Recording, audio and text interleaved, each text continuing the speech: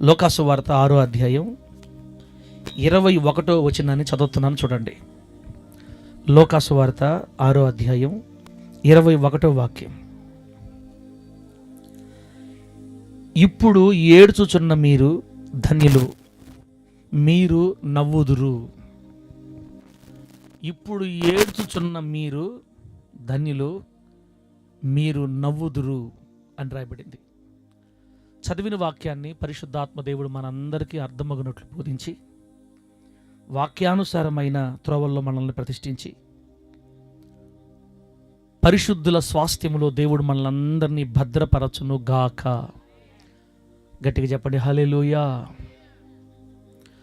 ఈరోజు రాత్రి పరిశుద్ధాత్మ దేవుడు మనకేమి నేర్పించాలి అని అనుకుంటున్నాడంటే మన దేవుడు, ఇప్పుడు ఏడుస్తున్న వారలారా మీరు త్వరలో నవ్వుతారు అని. ఇప్పుడు ఏడ్చుచున్న మీరు నవ్వుదురు అంతే. మానవ జాతి ఏడుపులో ఉంది ఈ రోజున. మానవ జాతికి ఏడుపు అధికమైపోయింది ఈ రోజుల్లో. ఏ కుటుంబంలో కూడా సంతోషము సమాధానము లేదు. కొన్ని కుటుంబాల్లో భయంకరమైన ఏడుపులు వినబడుతున్నాయి. రకరకాల కారణాలను బట్టి కుటుంబాల్లో ఏడుపులమయం. నెమ్మది లేదు, మనశ్శాంతి లేదు, ఆదరణ లేదు, తర్వాత మరి ఆరోగ్యం లేదు, ఏం జరుగుతుందో అర్థం కాదు. ఇవన్నీ తలంచుకుంటే పుట్టెడు దుఃఖం వస్తుంది. ఏడిస్తే పిల్లల ముందు బాగుండదు కాబట్టి ఒంటరిగా వెళ్ళి ఏడ్చుకుంటా కొందరు అలా నెట్టుకు వస్తున్నారు కుటుంబాలు. ఈరోజు దేవుని సన్నిధిలో కూర్చున్న మనం కూడా బిడ్డలరా, మన కుటుంబాల్లో కూడా మన జీవితంలో కూడా అప్పుడప్పుడు ఈ ఏడుపు మన మీద దాడి చేస్తూ ఉంటుంది. మానవ జీవితంలో ఏడుపు అనేది ఒక సహజమైన ప్రక్రియ. నవ్వడానికి ఇష్టపడతారా, ఏడవడానికి ఇష్టపడతారా ఎక్కువ మనుషులు చెప్పండి? ఎవరమ్మా ఏడవడానికి అని చెప్తున్నారా? నవ్వడానికి ఎక్కువ ఇష్టపడతారు మనుషులు. ఏడుపు అంటే ఎవరికి ఇష్టం ఉండదు. మనకి ఇష్టం లేకపోయినా కూడా ఏడుపు వెతుక్కుంటా వస్తుంది. ఒక్కొక్కసారి అప్పులు వాళ్ళ రూపంలో, చుట్టుపక్కల వాళ్ళు తగోలు కొట్లాట్లకు వచ్చినప్పుడు, లేకపోతే శరీరం అనారోగ్యం వచ్చేసినప్పుడు, ఏదన్నా చిన్న జబ్బులు దాడి చేసినప్పుడు, ఇక బ్రతకవంట ఎక్కువ రోజులు బ్రతకరంట అని డాక్టర్లు చెప్పినప్పుడు, ఏ కోణంలోనైనా మనిషికి ఏడుపు ఇప్పుడు ఎక్కువైపోయింది. అనేక కుటుంబాలు అనేక రకాలుగా ప్రజలు ఏడుస్తూ ఉన్నారు. నా ప్రియమైన దేవుని బిడ్డారా, ఈరోజు రాత్రి మనం ఆరాధిస్తున్న మన ప్రభువైన యేసయ్య, ఆయన వద్దకు వచ్చిన వారికి ఏడుపుల్ని నవ్వులుగా మార్చేస్తాడు. యేసు నామంలో ఏడుపుని ఎట మారుస్తాడు? నవ్వుగా మార్చేస్తాడు. ఇప్పుడు ఏడ్చుచున్న మీరు ధన్యులు, మీరు నవ్వుదురు అని చెప్పాడు దేవుడు మనకి. ఈ ఏడుపుల్ని నవ్వుగా మార్చగలిగిన శ్రేష్టమైన శక్తిగల దేవుణ్ణి ఆరాధిస్తున్నాం. తల్లిదండ్రులుగా మనము మన బిడ్డల గురించి ఆలోచించినప్పుడు, మన పిల్లలు ఏడుస్తున్నారు అనుకోండి, ఎక్కువగా తల్లికి కొడుకు అంటే ఇష్టం. కొడుకు ఎక్కువ ఏడుస్తున్నానికి ఏదైనా కావాలని బాగా ఏడ్చుకో అంటారా? తల్లులా అనలేరు. వాడిని ఎట్లా గట్ట చెప్పి ఆ ఏడుపులో నుంచి బయటికి తీసుకొని వద్దామని రకరకాల ప్రయత్నాలు చేస్తారు. కూతుర్లు ఏడుస్తున్నారు అనుకోండి, తండ్రులు ఏడ్చుకో అనరు. తండ్రి కూతురు దగ్గరికి వెళ్ళి, ఇప్పుడు కాదులేమ్మా, రేపు ఖచ్చితంగా వచ్చే వారం తెచ్చేస్తా, వచ్చే సోమవారం తెచ్చేస్తా, రేపు మంగళవారం తెచ్చేస్తా, అప్పుడు దాకా 5 రూపాయలు కొనుక్కో, 4 రూపాయలు కొనుక్కో, ఈ ఫోన్ చూసుకొని ఎట్లో గట్లాగా చూసే అది హోసంత కూతురు మాట్లాడుతున్నప్పుడే ఎలాగో అలా పిల్లల ఏడుపులు తగ్గించడానికి మనం ఎట్లా ప్రయాసపడతామో, మన ప్రభు అయిన యేసుక్రీస్తు వారు కూడా ఆయన వద్దకు వచ్చిన బిడ్డల యొక్క ఏడుపులు తొలగించి ఆ ఏడుపు స్థానంలో వాళ్ళకి నవ్వును కలుగు చేస్తాడని రాయబడింది. ప్రభు నామానికి మహిమ కలుగును గాక. మన దేవుడు ఏడుపుని నవ్వుగా మార్చే దేవుడు. ఆమేన్, హల్లెలూయా. ఏడుపుని నవ్వుగా మార్చే దేవుడు. ఇక్కడ కూర్చున్న చాలామంది యేసు ప్రభు దగ్గర రాకముందు ఏడుపులో ఉండారు. ఇక్కడ ఎవరన్నా ఉన్నారు నాకు తెలిసిన వాళ్ళు? ఏడుపులో ఉండారు ప్రభు దగ్గర రాకముందు. కారణం ఏంది? రోగమై ఉండొచ్చు. నువ్వెందుకు ఏడుపులో ఉన్నావన్నా? దురాత్మ దయ్యాలు పట్టుకొని అల్లాడిపోయారు, మనశ్శాంతి లేకుండా అల్లాడిపోయారు. కొందరు బాధ తట్టుకోలేక చనిపోవాలనుకున్నారు. ప్రభు దగ్గర రాకముందు భయంకర ఏడుపుల్లో ఉండేవాళ్ళు. ఇప్పుడు ప్రభు దగ్గరికి వచ్చిన తర్వాత ఏం జరిగిందంటే మన జీవితాల్లో ఆ ఏడుపు తీసేసి దేవుడు ఏడుపు స్థానంలో నవ్వును పెట్టాడు. ఇప్పుడు నవ్వుకుంటున్నాం, ఆనందంగా ఉన్నాం, నెమ్మదిగా ఉన్నాం, ఉన్నదాంతో సంతోషంగా ఉన్నాం, సమృద్ధిగా ఉన్నాం, సంతృప్తిగా ఉన్నాం. ఏడుపును కొట్టివేసి దేవుడు ఏమిచ్చాడు మనకి? నవ్వును కలుగు చేశాడు. దేవునికి స్తోత్రం కలుగును గాక. గట్టిగా చెప్పండి హల్లెలూయా, గట్టిగా చెప్పండి హల్లెలూయా. నవ్వడం ద్వారా రసాయనాలు విడుదల అవుతాయి. నవ్వు మంచిది ఆరోగ్యానికి, నవ్వు ఆరోగ్యానికి మంచిది. అందుకని వాక్యం వినేటప్పుడు అప్పుడప్పుడు ట్యూబ్లైట్లు వేస్తుండాలి మనం. సీరియస్గా రోబోల్లాగా ఇట్టే ఉంటే ఎట్లుంటుంది? నవ్విచ్చినప్పుడు నవ్వాలి, ఏడిపించినప్పుడు ఏడవాలి, ప్రార్థన చేయమన్నప్పుడు దుఃఖపడాలి, అన్నీ ఉండాలి. వాక్యం చెప్పేటప్పుడు ఖచ్చితంగా నవ్వాలి. ఇంకా కొంతమంది ఎట్టే ఉంటారన్నా, ఇట్టే రోబోల్లాగా ఉంటారు. నవ్వు ఉండదు, పాడు ఉండదు. ఏందో ప్రపంచంలో కష్టాలన్నీ మనకే వచ్చేసినట్టు ఎందుకు అట్లా ఉంటారు మీరు? మన దేవుడు ఏడుపును సైతం నవ్వుగా మార్చే దేవుడు కలుగున్నాం మనము. ప్రభువు నామానికి మహిమ కలుగును గాక. దూరం నుంచి మాటలు వింటున్న బిడ్డల్లో ఎవరైనా ఒకవేళ ఏడుపుల్లో ఉంటే రండి రండి, మీ ఏడుపుల్ని దేవుడు నవ్వులుగా మార్చేస్తాడు. బిడ్డ అయిలారా, మిమ్మల్ని దేవుడు ప్రేమిస్తున్నాడు. ఆయన మన దేవుడు, మనందరి దేవుడు. ఈ ఏడుపులో ఉన్న మీ బ్రతుకుల్ని నవ్వులుగా మార్చగలిగిన శ్రేష్టమైన దేవుని పదల దగ్గర రావాలని ఈ రాత్రి దైవజనుగా బ్రతిమాలుకుంటున్నాను మిమ్మల్ని. ఒకప్పుడు మన జీవితాలు ఏడుపుల్లో ఉన్నాయి. మన ఏడుపుల కారణం ఏంటో మనకే తెలుసు. బిడ్డరా, నాకు గుర్తుండేసరికి చెప్తానేనండి, నా సంగతి చెప్తా. నేను కూడా ఏడుపులోనే ఉన్నా. నాకు ఊహ వచ్చేసరికి నాకు 7, 6, 7, 8 సంవత్సరాల వయసు అనమాట. టైంలో చిన్న వయసు. ఇదిగో కార్తీక వయసు అనమాట, కరెక్ట్గా కార్తీక వయసు. వీడి వయసులో నేను ఉన్నప్పుడు ఒకరోజు మా నాన్న ఏం చేశాడంటే, ఈ బాతులు మేపుకునేటప్పుడు ఊర్లో నుంచి బయటికి వెళ్ళి ఊరు బయట చిన్న గుడిసేసుకొని ఆ పొలాల్లో బాతులు మేపుకుంటూ ఉంటారు కదా. అలాగా మా నాన్న బాతులు మేపుతుంటే నన్ను తీసుకెళ్ళాడు బాతుల దగ్గరికి. ఆ వయసు సరిగ్గా అదే వయసు. నాకు అదే గుర్తుంది, స్టార్టింగ్ అదే గుర్తుంది నాకు. ఆ రోజు భయంకరమైన వర్షం వచ్చింది. మేము ఊరికి దూరంగా ఉన్నాము, చిన్న గుడిసెలో ఉన్నాము. ఆ గుడిసెలో నాన్న నేనే ఉన్నాం. భయంకర వర్షం పడుతుంది పైన. దొడ్డిలో నుంచి బాతులన్నీ వెళ్ళిపోయినాయి. మరి ఆ గాలికి దొడ్డి ఎట్టయిపోయింది ఏమో, బాతులన్నీ వెళ్ళిపోయినాయి. ఇంకా ఈ బాతులన్నీ వెళ్ళిపోయినాయి అని వస్తున్నా ఈ మాటలేను. బాతులన్నీ వెళ్ళిపోయినాయి అని ఇక ఈ బాతులు నక్కలు తినేసి ఉంటాయి, కుక్కలు తినేసి ఉంటాయి. నేను అప్పులు ఎట్ట కట్టాలని మా నాన్న ఏమనుకున్నాడు ఏమో ఆ టైంలో. అదిగో వాడు వయసు నేను ఉంటే మా నాన్న ఆ టవల్ వేసుకొని నెత్తి మీద రాత్రి 12:30 అప్పుడు భయంకరంగా ఏడుస్తున్నాడు మా నాన్న. సరైన బట్టలు లేవు, సరైన తిండి లేదు. అమ్మ చూస్తే ఇంటి దగ్గర ఉంది, భార్య భర్త దూరంగా ఉన్నారు వాళ్ళు. ఆ టైంలో నాకేం తెలియదు. పేదరికం అంటే మా జీవితంలో స్పష్టంగా చూస్తున్నాను నేను ఆ టైంలో. వీడి టైం వచ్చేసరికి సరైన తిండి లేదు, సరైన బట్టలు లేవు. మా నాన్నకి అప్పుడు 70,000 రూపాయల అప్పులంట. 1994లో సంగతి చెప్తున్నా నేను. 94 కాదు, 93, 92 ఆ టైంలో. 1992లో 70,000 అప్పు అంటే ఇప్పుడు 40 లక్షల అప్పులాగా. పొరపాటున బయటకు వచ్చే సమస్య ఇంకా లేదు. ఈ అప్పు అయింది కాక మళ్ళా బాతులు వెళ్ళిపోయినాయి ఆ వర్షానికి. అన్ని నాశనం అయిపోయి ఉంటే చనిపోయి ఉంటాయి. ఇంక ఎట్ట చేయాలి అప్పులు. కానీ మా నాన్న ఏడ్చాడండి. నా జీవితంలో అదే ఫస్ట్ చోట మా డాడీ ఏడటం. అట్లా ఆయన కొంచెంసేపు ఏడుస్తూ ఉంటే ఇంక నేను ఆయనతో పాటు ఎత్తుకున్న ఏడుపు. ఆయన ఎందుకు ఏడుస్తున్నా నాకు తెలియదు, మా డాడీ ఏడుస్తున్నాడు, నేను ఏడుస్తున్నా. నాకు ఒగొచ్చేసరికి నాకు అర్థమైంది అదే. ఒకే ఒక చొక్కా, ఒకే ఒక డ్రాయర్ అంతే. అది కూడా పేరుకే డ్రాయర్ అంతే, టార్జాన్ లాగా. చుట్టూ కూడా అంతా ఇంక దేని భయంకరాదు. ఒకటే డ్రాయరు, ఒకటే షర్టు, అన్నీ చినిగిపోయి ఉన్నాయి. సేమ్ ఈళ్ళలాగే అంతే, ఎముకలు బొమ్మ. నాకు బాగా గుర్తుండేసరికి మా అమ్మ చేతుల్లో పెడుతుంది మాకు. ఏందది? చద్దనం తెచ్చి ఆ చద్దనం చేతుల్లో పెట్టేదన్నమాట. ప్లేట్లు కూడా లేక ఆ రోజుల్లో చేతుల్లో చద్దనం తినేవాళ్ళమి. ఆ అన్నం మధ్యలో గంజి పోస్తే గంజి జురుకొని తాగేవాళ్ళమి. శాపం అంటే, పేదరికం అంటే నా జీవితంలో కళ్ళారా చూస్తే చిన్న వయసులో నేను అలా చేతుల్లో వేసుకొని తిన్న రోజులు. బట్టలు లేవు, ఆరోగ్యం లేదు, అప్పులు పాలు. మా డాడీ ఆడవా, నేను ఆడవా, మా డాడీ ఆడవా. ఊర్లో ఉండేవాళ్ళంతా ఊర్లో ఉండేవాళ్ళంతా మీరు మా బంధువులని చెప్పొద్దు అనేవాళ్ళు మాతోటి. మీరు మా బంధువులని చెప్పొద్దు అనేవాళ్ళు. మా బంధువులుగా ఉండటానికి చెప్పుకోవడానికి ఇష్టపడేవాళ్ళు కాదు. మా అమ్మకి ఆకలి అయితే ఏం చేసేదంటే, మా అమ్మ చెప్తుంటే వింటుంటాం మేము ఇప్పుడు. మా అమ్మకి ఆకలి అయితే వాళ్ళ అంత బంధువులు కదా, ఒక ఇంటికి వెళ్ళి వాళ్ళు భోంచేసేటప్పుడు బయట నిలబడుకొని ఏమి లేకపోయినా ఏదో మాట్లాడుతున్నట్టుగా పిలవకపోతారా, భోజనం పెట్టకపోతారా, పిలవకపోతారా, అన్నం పెట్టకపోతారా అని ఆమె చాలాసేపు వాళ్ళు గుంజబట్టుకొని మాట్లాడి వాళ్ళు పిలవకపోయేసరికి అదే ఆకలితో వచ్చేసిన రోజులు ఎన్నోసార్లు ఉన్నాయని అమ్మాయి ఆడస్తా చెప్తుంటుంది.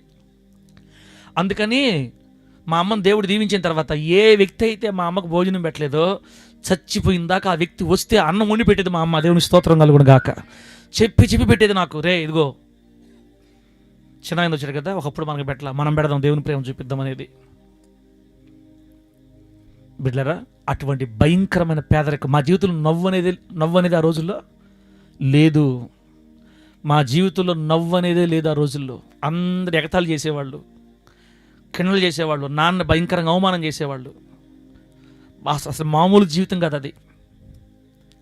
అంటే చిన్న వయసు కాబట్టి మనకేం అర్థమయ్యి కదా ఆ రోజుల్లో. కానీ ఇప్పుడు గుర్తు చేసుకుంటుంటే ఆ పేదరికం, ఆ దరిద్రత, ఆ శాపం ఎలా బ్రతికేమో ఆ రోజుల్లో అనిపిస్తుంది. బిడ్డరా, మా జీవితంలో ఏడుపులే. అట్లా ఉన్న పరిస్థితుల్లో 94వ సంవత్సరం దేవుడు డాడీని దర్శించి డాడీని సేవకు పిలవడం జరిగింది. దేవునికి స్తోత్రం కలుగును గాక. ఆత్మీయ తండ్రి పాస్టర్ గారి దగ్గర డాడీని నేర్చుకొని నిదానంగా 2000 సంవత్సరంలో పాస్టర్గా మారాడు. 6 సంవత్సరాల పరిచర్య తర్వాత ఇక ఆయన దేవుని సేవలోకి వచ్చి సేవకుడు అయిన తర్వాత అప్పుడు చర్చికి వచ్చేవాళ్ళు మాకు బట్టలు తెచ్చిటం స్టార్ట్ చేశారు. వాళ్ళు వాడిన బట్టలు, వాళ్ళు వాడుకున్న బట్టలు తెచ్చి, వాళ్ళ పిల్లల బట్టలు తెచ్చి మాకు ఇచ్చేవాళ్ళు. ఆ అక్క వాళ్ళ బట్టలు తెచ్చి అమ్మకి ఇచ్చేవాళ్ళు. వాళ్ళ ఇంట్లో పెద్ద మరి పురుషుల బట్టలు తెచ్చి నాన్నకి ఇచ్చేవాళ్ళు. ఇలా ఒక్కొక్కరు బిడ్డలు తెచ్చి, వాళ్ళు విశ్వాసులు తెచ్చిన బట్టలు మేము వేసుకోవడం ప్రారంభించాం. దేవుని బిడ్డలారా, అదిగో ఆ రోజుల్లో నుంచి, ఆ ఏడుపులో నుంచి ప్రారంభమైనటువంటి పరిస్థితులన్నీ ఈరోజు ఎలా మారాయో, ఎలా ఉన్నాయో మీరు చూస్తున్నారు మీ కళ్ళతోటి. దేవునికి స్తోత్రం కలుగును గాక. గట్టిగా చెప్పండి హల్లెలూయా.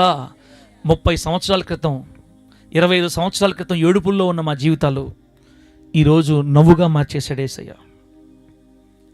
ఈరోజు నవ్వులతో నిండిపోయిన జీవితం, శాంతి సమాధానాలతో పొంగి పొరలుతున్న జీవితం. తిరిగి ఆ రోజులు జ్ఞాపకం చేసుకోవాలన్నా జ్ఞాపకం లేకుండా చేసేసాడు దేవుడు నాకు. సంతకం వ్యాపారమా? మళ్ళీ తిరిగి జ్ఞాపకం చేసుకుందాం అనుకున్నా కూడా జ్ఞాపకం రాకుండా చేసేసాడు దేవుడు యేసునామంలో. ఇప్పుడు సమృద్ధి భోజనం పెడుతున్నాడు, సమృద్ధి బట్టలు ఇస్తున్నాడు, వాహనాల్లో తిప్పుతున్నాడు, విలువగా గణపరుస్తున్నాడు, సభలకు తీసుకెళ్తున్నాడు, పెద్ద ఉద్యోగస్తులు అధికారుల మధ్యలో కూర్చోబెడుతున్నాడు. ఎవరి వల్ల ఇదంతా జరిగేది? ఎవరి వల్ల? మన వల్ల కాదు, మన జ్ఞానం వల్ల కాదు, కేవలం యేసు. ఇప్పుడు ఏడ్చుచున్న మీరు ధన్యులు, మీరు త్వరలో నవ్వుతారు. దేవునికి స్తోత్రం కలుగును గాక. ఏడ్చే వాళ్ళకి నవ్వును ప్రసాదించే దేవుడుగా మనం బిడ్డరా, మన దేవుడు మనం కలుగున్నాం. నా జీవితంలో చేసిన దేవుడు మీకు చేయడా? నా జీవితంలో చేసిన దేవుడు మీకు ఎందుకు చేయడు? మనం ఆయన పట్టుకోవాలి, మనం యేసయ్య దగ్గర రావాలి. యేసయ్యా నువ్వు నాకు కావాలని చెప్పాలి, నేను నీతో నడుస్తానని చెప్పాలి, నువ్వే నాకు దేవుడు అని చెప్పాలి. మా నాన్న చిన్న వయసులో ఉన్నప్పుడు ఆయనకి బోన్ క్యాన్సర్ జబ్బు, ఎముకల్లో క్యాన్సర్, చచ్చిపోతాని చెప్పేశారు డాక్టర్లు. అది పెద్ద సాక్ష్యం. ఆల్రెడీ వెన్నెముక అంతా పాడైపోయినా తిరిగి కొత్త వెన్నెముకనిచ్చి డాడీని బతికించి ఇప్పుడు దాకా సేవ చేయించుకుంటున్నాడు. దేవునికి స్తోత్రం కలుగును గాక. డాక్టర్లు చచ్చిపోతారని చెప్తే దేవుడు కొత్త వెన్నెముకిచ్చి బతికించి సేవ చేసుకుంటున్నాడు. ఇప్పటికి కూడా వెన్నెముక లేక ఏడుపులతో ఉన్న నా తండ్రి జీవితంలో నవ్వునిచ్చి బతికించాడు కదా. నీకు చేయడా? మనకు చేయడా? ఏడ్చే వాళ్ళని నవ్వించే దేవుని కలుగున్నాం మనం యేసు క్రీస్తు నామంలో. గట్టిగా చెప్పండి హల్లెలూయా. ఏడుస్తున్న వారులారా, మీరు త్వరలో నవ్వుతారు. ఏ బాధను బట్టి ఏడుపుందక్క నీకు? ఇక్కడ ఈ వాక్యం వినేవాళ్ళు ఎవరికైనా ఏడుపుందా? ఎందుకుండదు పాస్టర్ గారు? ఉంటే టెన్షన్ పడబాకు. ఇప్పుడు ఏడుస్తున్న మనం త్వరలో ఏం చేస్తామో నవ్వుతాం. తిరిగి మళ్ళీ ఏడుపు వంక చూడకుండా దేవుడు మనల్ని నవ్విస్తాడు యేసునామంలో. మన బైబిల్ ఒక మంచి మాట, నాకు బలిష్టం ఆ మాట, మీ నోటి నిండా నవ్వుండును అని రాయబడింది. బా, నవ్వులు కూడా చాలా రకాలు ఉన్నాయి. నోటి నిండా నవ్వటం వేరు, అంటం వేరు. అంటే పెదాల మీద నవ్వు అంతే, అట్లా ఏం ఉండదు, యాక్షన్ చేస్తుంటారు, ఏమి వెనక చాలా చాలా బాధ ఉంటుంది.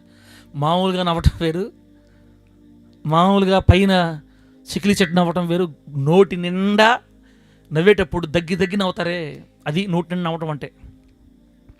మన యేసయ్య స్పర్శిస్తే మన జీవితాల్ని నోటి నిండా నవ్విస్తాడు దేవుడు మనకి. దేవుని నామానికి మహిమ కలుగును గాక. గట్టిగా చెప్పండి హల్లెలూయా. దగ్గి కింద పడి దొల్లాడాలి, అటు నవ్విస్తాడు ఆయన. బ్రతుకులు నవ్వుతో నింపబడతాయి. బైబిల్ గ్రంథంలో చాలామంది జీవితాలను దేవుడు ఏడుపుల్ని నవ్వుగా మార్చేశాడు. ఏడుపుల్ని నవ్వుగా మార్చాడు. నేను చెప్పాను కదా, 30 సంవత్సరాల క్రితం నా జీవితం భయంకర ఏడుపులతో ఉండింది. ఈ 25 సంవత్సరాల తర్వాత నేను ఈ వయసుకు వచ్చేసరికి నా దేవుడు నా జీవితం పూర్తిగా ఇక శాపం అనేది నా కంటికి కనపడకుండా చేశాడు. యేసునామములో ఆమేన్ చెప్పండి గట్టిగా. నా తిండి లేని రోజు నాకు ఉంటుందమ్మా. ఇంకా మీరు ఉండనిస్తారా? మా పాస్టర్ గారు తిండి లేదంటే మీకు అవమానం కదా, అంత ఆడేస్తారు మీకు, నాకు అంత టైం ఆడేస్తారు మీరు. దేవుని బట్టి ప్రేమను బట్టి సమృద్ధికి తెచ్చి చేస్తున్నారు కదా. సంఘం ఇచ్చాడు దేవుడు, బిడ్డల్ని ఇచ్చాడు దేవుడు, ఇంకెందుకు అసలు శాపం మన జోలికి? బిడ్డరా, నాకే కాదు, ఇక్కడ కూర్చున్న బిడ్డలన్నీ మీరు కూడా ఇప్పుడు నవ్వులోనే ఉన్నారు. అప్పుడప్పుడు చిన్న చిన్న బాధలు వస్తుంటాయి, మనకి కష్టాలు వస్తుంటాయి, కన్నీళ్ళు వస్తుంటాయి, అప్పుడప్పుడు ఏడుస్తుంటాం. నాకు తెలిసి ప్రభుత్వం నడిచేవాళ్ళు ఏడవడం చాలా తక్కువ. ఒక్కొక్కసారి యోబు గారి శ్రమలాగా మనకి ఏదైనా దాడి చేసినప్పుడు తట్టుకోలేక ఏడుస్తాం. అలా నువ్వు ఏడ్చిన మరుక్షణమే నువ్వు ఒక మాట మర్చిపోకూడదు. ఇప్పుడు ఏడ్చుచున్న నీవు త్వరలో నవ్వుతావు యేసు నామములో. గట్టిగా చెప్పండి హల్లెలూయా. ఆ నవ్వు కూడా ఎట్టటి నవ్వు? నోటి నిండా నవ్వేటట్టుగా దేవుడు మనకి చేస్తాడు. ఇప్పుడు అబ్రహాం అన్న నవ్వుతున్నాడా ఏడుస్తున్నాడో నాకు తెలియదు.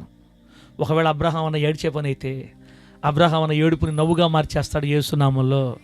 ఇప్పుడు చిలక వచ్చింది చర్చికి, గోరింక రాబల్లే. నేను చూస్తున్నా, ఏది గోరింక, ఎక్కడుంది గోరింక? ఇంకా ఇప్పుడు 1 వారం అయిపోయింది, ఇంకా గోరింక రాలేదు. 2వ వారం అయిపోయింది, ఇంకా గోరింక రాలేదు. 3వ వారం చూసలే గోరింక కనపడింది. దేవుడికి స్తోత్రం కలుగునుగా.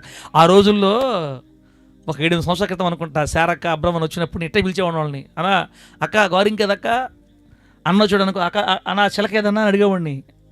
చిలక గోరింకలు అంటలా. మంచి ప్రేమ, మంచి బిడ్డలారా, వారి కుటుంబాల్లోని కన్నీళ్ళు దేవుడు తొలగించి ఆ కుటుంబాన్ని సమృద్ధి ఐక్యతతో కట్టి వారిని ఆశీర్వదించి వర్ధలు చేయను గాక. యేసు దగ్గరకు వస్తే నవ్వే, ఏడుపులు ఉండవు. యేసయ్య దగ్గరికి వస్తే వ్యాధులు స్వస్థపరచబడి జీవితాలు నవ్వు కలుగుతుంది యేసునామంలో. యేసయ్య దగ్గరికి వస్తే దయ్యాలు పోయి ఆరోగ్యం వచ్చి నవ్వుతారు యేసునామంలో. కడి చెప్పు హల్లెలూయా. రాత్రి ఒక బిడ్డ ఫోన్ చేసింది, బిడ్డ మన బిడ్డే, నెల్లూరు బిడ్డ ఫోన్ చేసింది నాకు. టైం ఎంత? 12:30 అప్పుడు అనుకుంటా, 12:30 రాత్రి 12:30 టైంలో. ఈ టైంలో ఫోన్ చేశారు ఏందబ్బా అని నేను ఎత్తి నిద్రమొత్తులు మాట్లాడితే అవతల పక్క నుంచి అన్న చాలా ఆదురుగా మాట్లాడుతున్నాడు, ఆదురుదాగా. సార్, ఈ అమ్మాయి ఒళ్ళంతా చల్లబడిపోయింది సార్, నాకు భయం వేస్తుంది, అసలు ఏం మాట పలుకులేదు, కళ్ళుపై తలబడిపోతున్నాయి, ఒళ్ళంతా చల్లగా అయిపోయింది సార్ అని చెప్పలేక నాకు భయం పుట్టుకుంది. ఏందిరా నాయన, ఏం జరిగింది, ఎందువల్ల, ఏమైందన్నా? సార్, ఒక 3-4 రోజుల నుంచి కళ్ళలో పోలీసులు కనపడుతున్నారంట అని చెప్పాడు నాకు. కళ్ళ ఎవరు కనపడుతున్నారు? పోలీసులు కనపడ్డారంటే ఇంకా అంతే, టైం ఇంకా లెక్క అదే. నాకు ఇంకా భయం వచ్చేసింది. కానీ పోలీసులు కనపడుతున్నారంటే ఇంకా ఎవరు కనపడుతున్నారంట నాన్న? చిన్నపిల్లలు ఎక్కువ కనపడుతున్నారంట అని అన్నాడు. ఎవరు? చిన్నపిల్లలు కనపడితే ఇంక ఇబ్బంది లేదు, నన్ను వెనక్కి వచ్చేస్తుంది, ఇబ్బంది లేదు, పోలీసులు ఏం చేయలేదు అని చెప్పాను నేను. చిన్నపిల్లలు కనపడ్డారంటే దురాత్మశక్తులు అన్నమాట. ఇందువల్ల ఏంటంటే ఇప్పటికి దేవుని మందిరికి వచ్చి 4-5 నెలలు అయిపోయింది చర్చికి వచ్చి. ఎప్పుడైతే దేవుని దగ్గర రావటం ఆగిపోతామో దురాత్మలు మన మీద ఖచ్చితంగా దాడి చేస్తాయి. దేవుని సన్నిధికి దూరం అయిపోతే, దేవుని వాక్యానికి దూరం అయిపోతే, దేవుని మందిరానికి దూరం అయిపోతే మనకు క్షేమం ఉండదక్క. మన నోటి నిండా నవ్వు ఉండాలంటే మనం దేవుని మందిరంకి దగ్గరగా ఉండాలా. మందిరంకి దూరం అయిపోతే ఫుట్బాల్ ఆడేసమంత సైతం కూడా అంతే. వాడు మనకు భయపడాలంటే మనం దేవుని సన్నిధిలో ఉండాలా. ఆమెన్ చెప్పండి గట్టిగా. మనం దేవుని సన్నిధిలో ఉంటే వాడు మనకు భయపడతాడు. అలా 3-4 నెలలు అయిపోయింది మందిరంకి వచ్చి. ఈ చిన్నపిల్లలు కనపడి ఒక్కసారిగా ఏమైపోయిందంటే బిడ్డలారా, గుండెదాడ బీపీ డౌన్ అయిపోయి, గుండెదాడ పెరిగిపోయి, కడుపులో విపరీతమైన నొప్పి, ఇక కళ్ళు దారేసి పిలిచినా కూడా లేకుండా అట్టుంటే అప్పుడు నాకు ఫోన్ చేశాడు అనమాట. సరే చెవు దగ్గర పెట్టనా అని చెప్పి చెవు దగ్గర పెట్టి బిడ్డ ఒక 5 నిమిషాలు ప్రార్థన చేసి గట్టిగా బంధించి గద్దించి, బయటికి రా యేసు నామములో దురాత్మ, ఈ బిడ్డ దేవుని బిడ్డ అని ప్రార్థన చేయించి యేసు రక్తం మొత్తం చల్లిస్తే 5 నిమిషాలు లేచి కూర్చుందంట అక్క. దేవుని స్తోత్రం కలుగును గాక. చప్పలు కొట్టేసి చప్పలు కొట్టు ప్రభు నామానికి మహిమ కలుగును గాక. హల్లెలూయా. ఆ గుండెదడ ఎట్టిపోయిందో, ఆ బీపీ ఎట్టిపోయిందో, ఆ పిల్లకాయలు ఎట్టిపోయారు, ఆ పోలీసులు ఎటు పోయారు? అడ్రస్ లేకుండా పోయారు. ఇంకా సార్ నిజం చెప్తున్నాను, మీరు ప్రార్థన చేసిన తర్వాత మళ్ళీ అమ్మాయి మనిషి అయింది, నేను చెప్తున్నాను సార్, వద్దు మన మందిరం కాకూడదు పా అని చెప్తే నా మాట వినట్లేదు సార్ అని బాధపడ్డాడు. బిడ్డలారా, ఏదేమైనా చూడండి, దేవుని సన్నిధికి దూరం అయిపోతే ఏడుపు, దేవుని సన్నిధి దగ్గరికి వస్తే నవ్వు. కాబట్టి ఈరోజు ప్రభు సన్నిధిలో ఈ మాట్లాడిన మనం అందరమే మా అబ్రాహ్మణ్ కూడా ఇదే గుర్తుపెట్టుకోవాలి. మందిరికి దూరం అయిపోయి దేవుని సన్నిధి దూరం అయిపోతే ఏడుపు తప్ప ఇంకోటి ఏమీ లేదు. దేవుడు దూరం అయిపోయామనుకో, చెడ్డ అలవాట్లు మనలోంచి బయటికి పోవు, ఆరోగ్యం చెడిపోద్ది, అవయవాలు దెబ్బతినిపోతాయి, తొందరగా ఊరు ఖాళీ చేసి ఇల్లుగా భూమి ఖాళీ చేసి వెళ్ళిపోవడం తప్ప మనం ఏం సాధించలేం. బిడ్డలారా, యేసయ్య దగ్గరికి వస్తే వాడు అన్నింటిలో జయమిచ్చి ఆరోగ్యం ఇస్తాడు, నవ్విస్తాడు. భార్య, భర్త, పిల్లలందరూ ఒక దగ్గర కూర్చొని భోంచేస్తే ఎంత బాగుంటుందన్నా? భార్య, పిల్లలు, భర్త అందరూ కలిసి ఒక దగ్గర కూర్చొని నవ్వుకుంటూ భోంచేస్తే ఎంత బాగుంటుంది. అదొక వరం అని చెప్పింది బైబిల్. నీ పిల్లలు నీ భోజన బల్ల చుట్టూ ఒలీవ మొక్కల వలె ఉండాలి, అది దేవుని కోరిక. దేవుని స్తోత్రం కలుగును గాక. కూతుర్లు, అల్లుళ్ళు, కొడుకులు, కోడళ్ళు, బిడ్డలు అందరూ దేవుని చేత అందరూ వచ్చినప్పుడు కలిసి అందరూ సంతోషంగా కూర్చొని నవ్వుకుంటా తినడం అనేది ఆశీర్వాదం, అది దేవుని ఆశీర్వాదం. ఈడెప్పుడు వస్తాడో ఇప్పుడు తింటాడో మనకు తెలియదు, ఆమె ఎప్పుడు వస్తుందో ఆమె ఎప్పుడు తింటుంది, ఎవడు పాటుకోళ్ళు తినిపోతూ ఉంటారన్నమాట. ఇది ఐక్యత లేని స్థితి, అది నవ్వు కాదు, అది దుఃఖం. కాబట్టి బిడ్డలారా, మన కుటుంబాల్లో అందరూ ఐక్యంగా సమాధానంగా ఉండడం దేవుని ఇష్టం. అలా మనం ఆనందంగా సంతోషంగా కలిసిమెలిసి ఉండాలంటే మనం దేవుని మందిరాన్ని, దేవుని సేవకుల్ని విడిచిపెట్టడానికి వీలు లేదు. ప్రభువుకి మహిమ కలుగును గాక. హల్లెలూయా. కాబట్టి బిడ్డలారా, నేను ఇంకా ఆపేస్తాను. రేపటి నుంచి పిల్లలకి ఎగ్జామ్స్ ఉన్నాయి, ఇంటర్ చదివే వాళ్ళకి. చిన్న పాప, పెద్ద పాప రేపు ఎగ్జామ్స్ రాస్తారు. ఇంకా మన బిడ్డ చాలామంది రాసేవాళ్ళు ఉన్నారు, ఇక్కడ కూడా చదువుకునే వాళ్ళు ఉంటాయి. వాళ్ళకి మన ఇబ్బందిగా ఉండకూడదని ఒక 4 మాటలు చెప్పి వదిలేద్దామని అనుకుంటున్నాను నేను. బిడ్డలారా, ఏడ్చే వాళ్ళకి నవ్వును కలుగు చేసే దేవుడు మన దేవుడు. ఈరోజు ఏడ్చే స్థితిలో నువ్వు ఉన్నా కూడా ప్రభు కాళ్ళు పట్టుకొని, నన్ను క్షమించయ్యా, నేను చేసిన పొరపాట్లను అడిగితే ప్రభు క్షమించేసి నీ జీవితాన్ని కడిగి పవిత్రపరిచి నీ జీవితంలో నోటి నిండా నవ్వు కలుగు చేస్తాడు. ఏడ్చే వాళ్ళని మరిచిపోవడానికి మన దేవుడు అన్యాయస్తుడు కాదు. దేవునికి మహిమ కలుగును గాక. 90 సంవత్సరాల దాకా పిల్లలు పుట్టకపోతే ఆమె ఏడు పెట్టడదాకా చెప్పండి. 90 సంవత్సరాల పిల్లలు పుట్టకపోతే పెళ్ళయింది బిడ్డలారా. పెళ్ళి అయినప్పుడు 30 సంవత్సరాలు వచ్చి పెళ్ళయింది అంకి. ఇప్పుడు 60 సంవత్సరాల పిల్లలు లేరు అంకి. అసలు ఇంకా 90 సంవత్సరాల పిల్లలతో పుడతారు. బైబిల్ చెప్పింది ఆమె గర్భం కూడా ఉడిగిపోయిందంట. అంటే పిల్లలు పుట్టే అవకాశాలన్నీ పోయినాయి పూర్తిగా. గర్భసంచి చించుకుపోయింది. ఇక ఆమెకు పుట్టరాన్ని ఫిక్స్ అయిపోయారు అందరూ. ఎంత కాలం ఏడ్చుంటుందో. ఎవరన్నా మీకు పిల్లలు లేరమ్మా, నీకు పిల్లలు లేరా అని అన్నప్పుడు అల్లా ఎంత చివుకుంటూ, ఎవరైనా చిన్నపిల్లల్ని ఆడిపించుకుంటూ వెళ్తే రోడ్డు మీద ఎంత బాధపడిపోయి ఉంటుందో. 1 సారి 2 సార్లు 3 సార్లు 4 సార్లు కాదు, సంవత్సరాల పాటు పిల్లలు లేరన్న వేదన, వ్యత, దిగులు, దుఃఖం, ఏడుపు కృంగదీసేసాయి ఆమెని.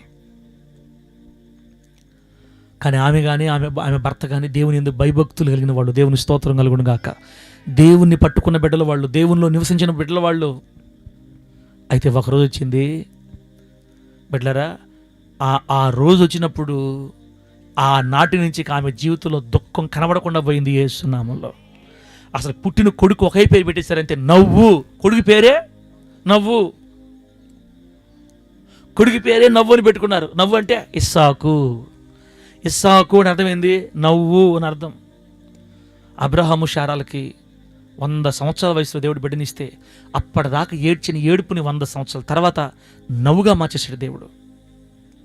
ఇక తిరిగి మరలా ఎప్పటికీ వాళ్ళు ఏడవలేదు. వాళ్ళ ఏడుపును పూర్తి కొట్టేశాడు దేవుడు.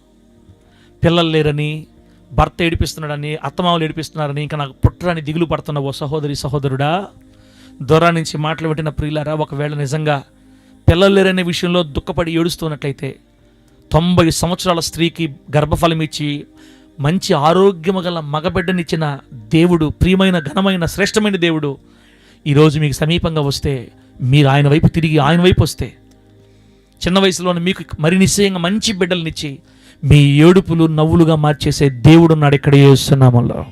ప్రభు నామానికి మహిమ కలుగును గాక. ఎంత మంచి మాట. ఆమె దుఃఖాన్ని, ఆమె ఏడుపుని నవ్వుగా మార్చేసాడు దేవుడు. కొడుకు పేరు కూడా నవ్వు అని పెట్టుకున్నారు. అందరూ సంతోషం అయిపోయారు. బిడ్డరా, అలాగే ఇంకొక ఆమె కూడా ఏడ్చింది, హన్న. ఆమె కూడా పిల్లలేరు పాపం. ఆమె కూడా పెళ్ళి చాలా కాలం అయింది. రెండో భార్య ఏం చేసి ఆమె పిల్లలు పుట్టారు, ఇంక పుట్ల. అది మామూలు ఏడుపు కాదు, విసిగిపోయిందంట.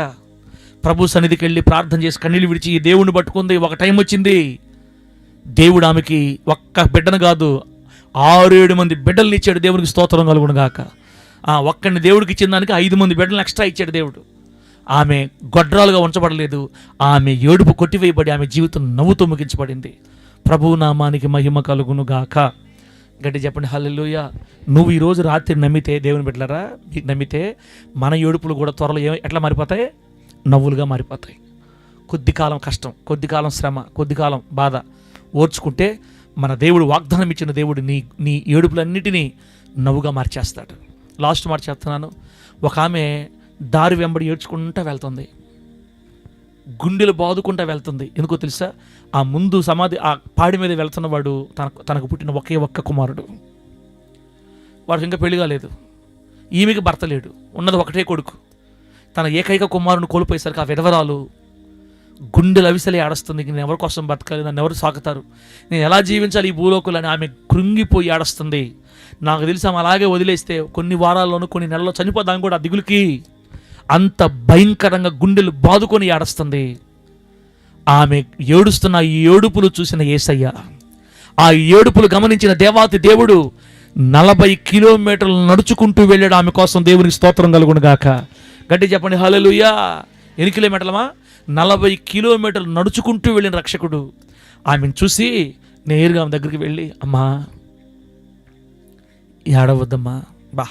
ఏం చెప్తున్నాడు? అమ్మా ఏడవద్దమ్మా. ఈయనెవరు ఏడవద్దు అంటాడు అనుకోవట్లే. ఆమె అసలు ఈ మాటలో లేదు, దిగులు పడి ఏడుస్తూ ఉంది గందరగోళంగా. అమ్మా ఏడవద్దమ్మా, నీ ఏడుపు చూచి నేను ఆగలేకపోయాను. నీ ఏడుపు చూసి నా వల్ల కావట్లేదు. నిజమే, నీకు ఒక్క బిడ్డే, ఈ బిడ్డ లేకపోతే నువ్వు బతకలేవు. ఇంత దుఃఖపడిపోతున్నావు, గుండెలు అవిసలు రోధిస్తున్నావు. అమ్మా ఏడవద్దమ్మా, నీ ఏడుపు కారణం ఏంటి? నీ కుమారుడు లేడని కదా, ఉండు నేను నీకు ఒక కార్యం చేస్తానని ఆమెకు ఏడవద్దని చెప్పి ఆ పాడిని ముట్టి, పాడిని కిందకి దింపించి, ఆ పాడి మీద శవం, తన కొడుకు శవం పడి ఉంటే ఆ శవం యొక్క చెయ్యి పట్టుకొని, చిన్నవాడా లెమ్మని చెప్పాడు దేవుడు. స్తోత్రం కలుగును గాక. ఏమన్నాడు దేవుడు? చిన్నవాడా లే. చచ్చిన శవం యేసు నామములో లేచి నిలబడాడంతే. జీవంగల శరీరంగా మారింది.